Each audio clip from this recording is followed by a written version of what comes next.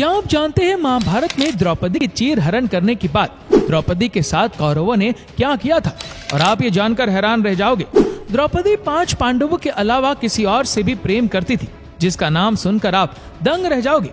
और द्रौपदी ने क्यों दिया था कुत्तों को इतना बड़ा श्राप, जिसकी वजह से कुत्ते आज भी खुले में सहवास करते। दोस्तों, महाभारत ग्रंथ में ऐसी बहुत सी कहानियां हैं जो आज भी लोगों के लिए एक रहस्य बनी हुई है। ऐसी ही एक कहानी है द्रौपदी की।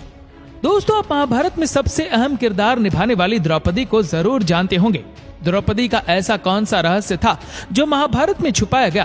तो आज जानते हैं इस वीडियो में कि वह कौन से रहस्य थे जो कि दुनिया से और महाभारत में छुपाए गए। दोस्तों, महाभारत की कथा के अनुसार ऐसा बताया जाता है कि जब द्रौपदी का जन्म नहीं हो पाया था तो उससे पहले द्रौपदी के पिता राजा द्रुपद और गुरु द्रोणाचार्य के बीच घनघोर दुश्मनी हुआ करती थी और इन दोनों के बीच में युद्ध भी हो चुका था, जिसमें द्रोणाचार्य ने अपने शिष्य अर्जुन से राजा द्रुपद को हार का सामना करवाया था।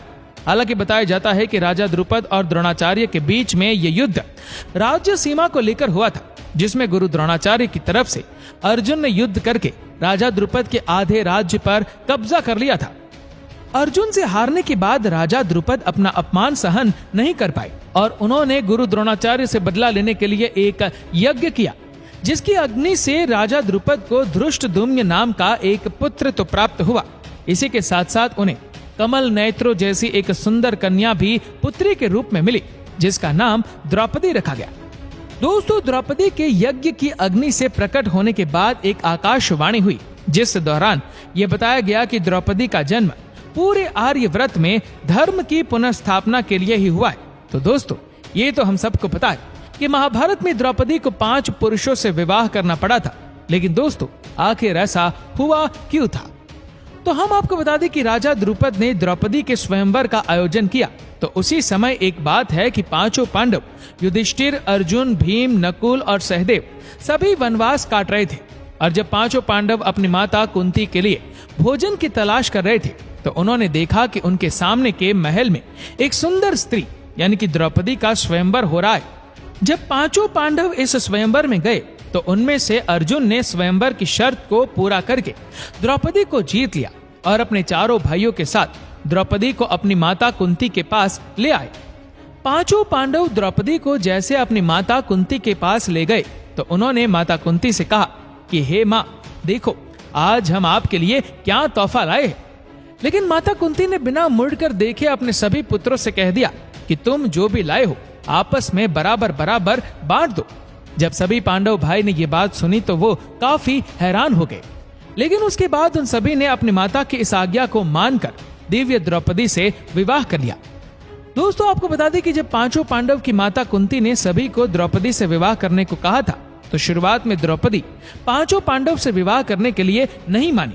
लेकिन कुछ समय के बाद उन्होंने 5 पांडवों से विवाह करने के लिए एक शर्त रखी, जिसके मुताबिक ये बताया जाता है कि उन्होंने 5 पांडव से ये कहा कि मैं आप सभी से विवाह करने को तैयार हूँ, लेकिन आप 5 में से कोई भी किसी अन्य स्त्री को अपनी पत्नी के रूप में कभी भी इंद्रप्रस्थ नहीं लाएगा, यानी कि वो कभी भी अपनी गृहस्थी को किसी दूसरी महिला के साथ साझा नहीं करेगी। दोस्तों, यही वजह है कि 5 पांडवों की पत्नी के रूप में सिर्फ द्रौपदी ही इंद्रप्रस्थ की एकमात्र रानी थी। तो दोस्तों, जब द्रौपदी माता कुंती की कुटिया में पहुंची थी तो माता कुंती ने 5 पांडवों को यह आदेश दिया था कि वो जो भी लाए हैं आपस में बराबर बराबर बांट ले।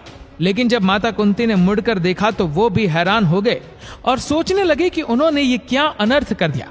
अपनी बेटी समान बहू को 5 पुरुषों के साथ विवाह करने के लिए मजबूर कर दिया। ऐसे में कुंती को दुखी देखते हुए श्री कृष्ण ने उन्हें समझाया कि ये सब तो द्रौपदी के पिछले जन्म की तपस्या का फल है। कहा जाता है कि द्रौपदी पिछले जन्म में एक साधु की बेटी थी और उनका विवाह नहीं हो पा रहा था। अपने विवाह के लिए द्रौपदी ने भगवान शिव की घोर तपस्या की थी और उनसे वरदान मांगा था कि उन्हें 5 गुणों वाला पति चाहिए। लेकिन 5 गुण किसी एक में मौजूद होना संभव नहीं था, जिसके चलते द्रौपदी को अगले जन्म में 5 पतियों का सुख प्राप्त हुआ। दोस्तों, महाभारत के दौरान द्रौपदी ने बताया था कि एक पतिव्रता स्त्री में कौन से लक्षण होने चाहिए।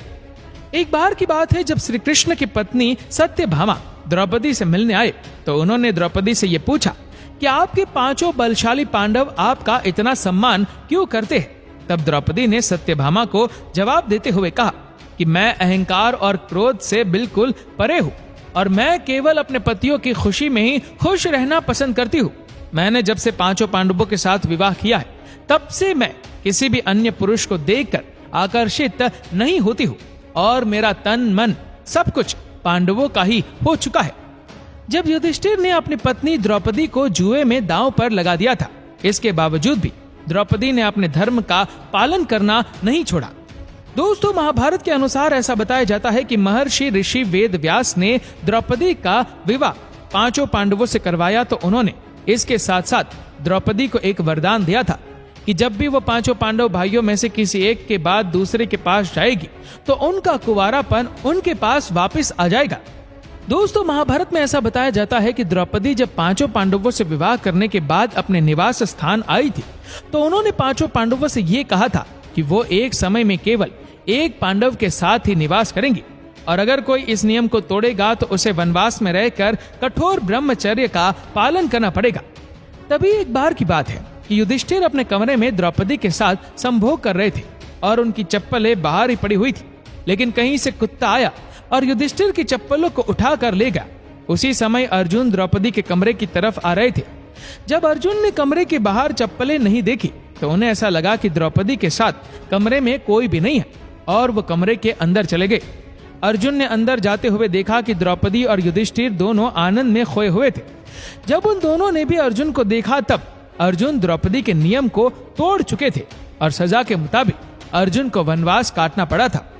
लेकिन दोस्तों, जब द्रौपदी को यह पता चला कि इसमें अर्जुन की कोई गलती नहीं थी और ये सब कुछ कुत्ते की वजह से हुआ, तो द्रौपदी ने सभी कुत्तों को यह श्राप दिया था कि जिस तरह से तुम्हारी वजह से किसी ने मुझे संभोग करते हुए देखा है, उसी तरह पूरी दुनिया तुम्हें भी संभोग करते हुए देखेगी और तुम्हें लज्जा का एहसास होगा।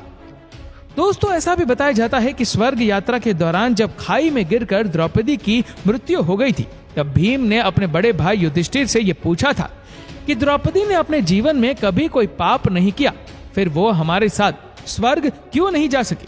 जिसका जवाब देते हुए युधिष्ठिर ने भीम से कहा कि द्रौपदी हम पांचों पांडव भाइयों में से सबसे ज्यादा प्यार अर्जुन से करती थी, जिसे उसने हमसे छुपा के रखा था और यही वजह है कि वो स्वर्ग तक नहीं जा सकी।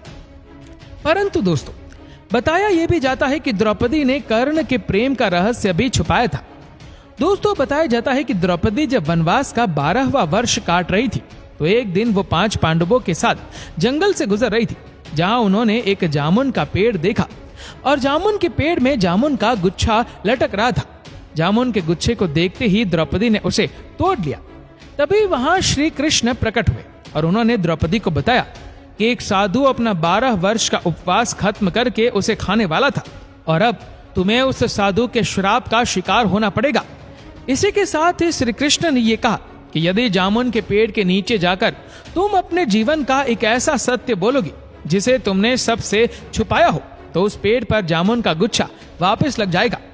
पांचों पांडव के एक एक बार सत्य बोलने के बाद जब द्रौपदी की बारी आई तो उन्होंने श्री कृष्ण को बताया कि मेरे पांचों पति मेरी ज्ञानेंद्रियों के समान है, लेकिन इतना शिक्षित होने के बावजूद भी मेरी वजह से मेरे पतियों को कितना कष्ट सहना पड़ा। जब यह सुनने के बाद भी जामुन के पेड़ पर वापस से जामुन नहीं लगे तो श्री कृष्ण ने द्रौपदी से कहा कि तुम अभी भी कुछ छुपा रही हो।